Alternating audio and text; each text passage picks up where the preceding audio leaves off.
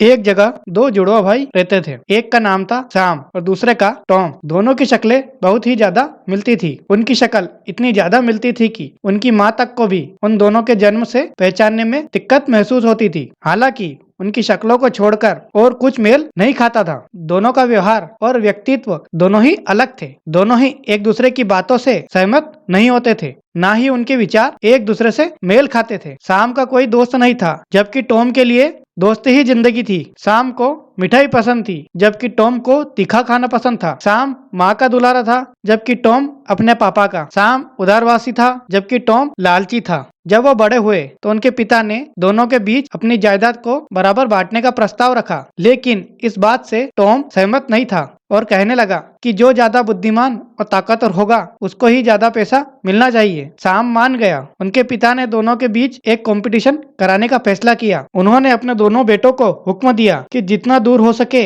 जाओ, लेकिन शाम ढलने से पहले वापस भी आना होगा और जो पहले आया वो विजेता होगा और उसे जायदाद का अधिक हिस्सा मिलेगा। और घड़ी ले जाने को भी मना किया। दोनों भाई अगले दिन सुबह होते ही चल पड़े। शाम एक ही स्पीड में धीरे धीरे चलने लगा, जबकि टॉम पे जीतने का धुन सवार थी, इसलिए वह बहुत तेजी से चलने लगा। दोस्तों, जितनी डिस्टेंस वो दिन तक पूरा करते उतना ही लगभग उन्हें वापस आने में लगता। दोपहर हो चली थी, इसलिए शाम ने सोचा कि वापस चलना ही उचित होगा। इसलिए वह वापस घर की ओर चल पड़ा, जिससे कि वह टाइम से घर पहुंच जाए। इसके विपरीत टॉम जायदाद के लालच में था। वह दोपहर होने पर भी वापस नहीं मुड़ा। वह अब तक शाम से 2 गुना चल चुका था। सूर्यास्त होने से कुछ समय पूर्व ही उसने वापस चलने का निश्चय किया, लेकिन अपनी बेवकूफी और लालच के कारण वह समय से घर नहीं पहुंच सका और जब पूरा चांद आसमान में निकल आया के बाद ही घर तक पहुंचा। श्याम, जो कि पहले से ही घर समय से पहुंच चुका था, यह कंपटीशन जीत गया।